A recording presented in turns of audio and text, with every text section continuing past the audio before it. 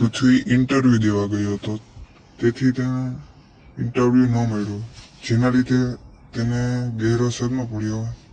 તેની માં ઘરે ઘરે જઈને પાણીપુરી બનાવવાનું કામ કરતી હતી, જેના લીધે તેનું ઘરનું ગુજરાન સારી રીતે થતું હતું.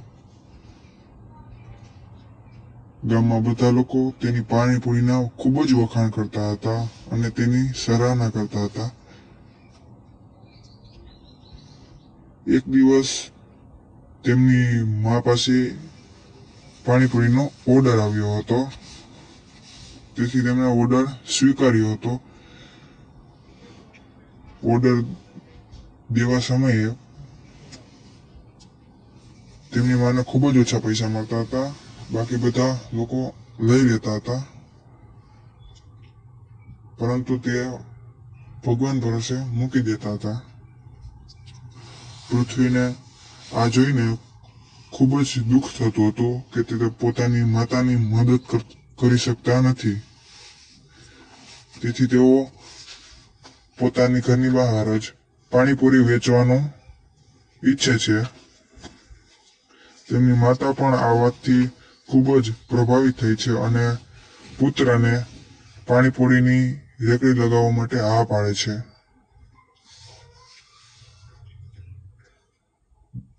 પાણીપુરીની રેકડી અને તેમજ તેની સામગ્રી કેવી રીતે લાવવી તે બધું પૃથ્વી વિચારી રહ્યો હતો અને તેમણે બીજા દિવસે મહાદેવ અમ્મા પાણીપુરી નામની દુકાન શરૂ કરી.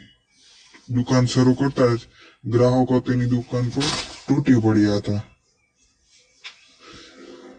સામે જ પાણીપુરીની દુકાન સામે જ પિઝા હટ નામની શોપ એક ધનિક આદમીએ બનાવી હતી.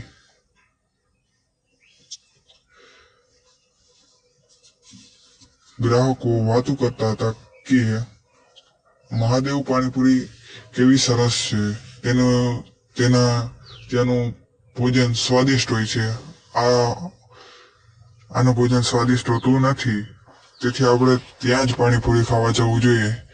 આ 180 રૂપિયાની ડીશ વેચે છે અને મહાદેવ પાણીપુરી વાળા 30 રૂપિયામાં સ્વાદિષ્ટ ભરપૂર ભોજન મળે છે. આ બધું ધનિક આદમી સાંભળતો હતો. તેમને બે શેફ પાસેથી અલગ પ્રકારની વિવિધ વાનગીઓ બનાવી, પરંતુ તોય તેમનો ધંધો ચાલ્યો નહીં.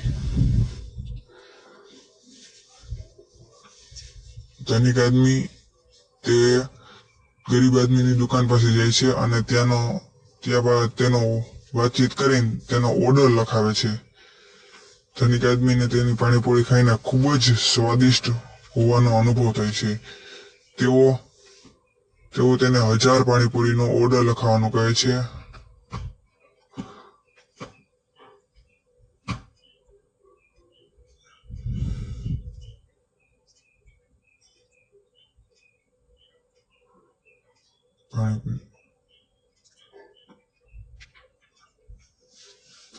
આ જોઈને તેની માને ખૂબ જ ખુશી થતી હતી.